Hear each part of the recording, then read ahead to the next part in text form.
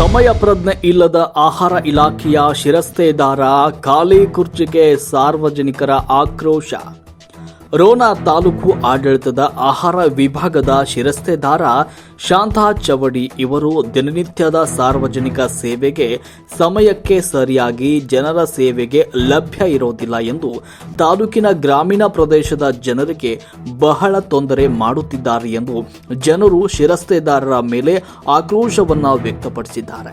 ಮಧ್ಯಾಹ್ನ 12 ಗಂಟೆಯಾದರೂ ಕೂಡ ಕಚೇರಿಯಲ್ಲಿ ಲಭ್ಯ ಇರೋದಿಲ್ಲ. ಪಡಿತರ ಚೀಟಿ ಹೆಸರು ಸೇರ್ಪಡೆ ತಿದ್ದುಪಡೆ ಆನ್ಲೈನ್ ಹಾಕಿಸಲು ತಿಂಗಳಾನುಗಟ್ಟಲೆ ಸರ್ವರ್ ಸಮಸ್ಯೆಯಿಂದ ಜನರು ಕಂಗಾಲಾದರೂ, ಇನ್ನೊಂದು ಕಡೆ ಶಿರಸ್ತೇದಾರ ಆನ್ಲೈನ್ ಹಾಕಿಸಿದ ಮನವಿ ಪಡೆದು ಇಂದು ಬಾ ನಾಳೆ ಬಾ ಅಂತ ಸಾರ್ವಜನಿಕರನ್ನ ಅಲೆದಾಡಿಸುವುದು ದೊಡ್ಡ ದುರಂತವಾಗಿಬಿಟ್ಟಿದೆ. ಸಮಯ ಪ್ರಜ್ಞೆ ಇಲ್ಲದ ಆಹಾರ ಶಿರಸ್ತೇದಾರ ವಿರುದ್ಧ ಸಾರ್ವಜನಿಕರು ಅಸಮಾಧಾನವನ್ನು ವ್ಯಕ್ತಪಡಿಸಿದ್ದಾರೆ. ಜನರು ಕಚೇರಿಗೆ ಬಂದು ತಾಸುಗಟ್ಟಲೆ ಕಾಯ್ದು ಬೇಸರವಾಗಿ ಕರೆ ಮಾಡಿದ್ರೆ ಕರೆಗೂ ಸಹ ಉತ್ತರ ನೀಡೋದಿಲ್ಲ. ಜನರು ಕಚೇರಿ ಸೇವೆ ಪಡೆಯಲು ಬಂದಾಗ ಖಾಲಿ ಕುರ್ಚಿ ಕಂಡು ಕಾಯ್ದು ಸುಸ್ತಾಗಿ ಹೋಗ್ತಾ ಇದ್ದಾರೆ.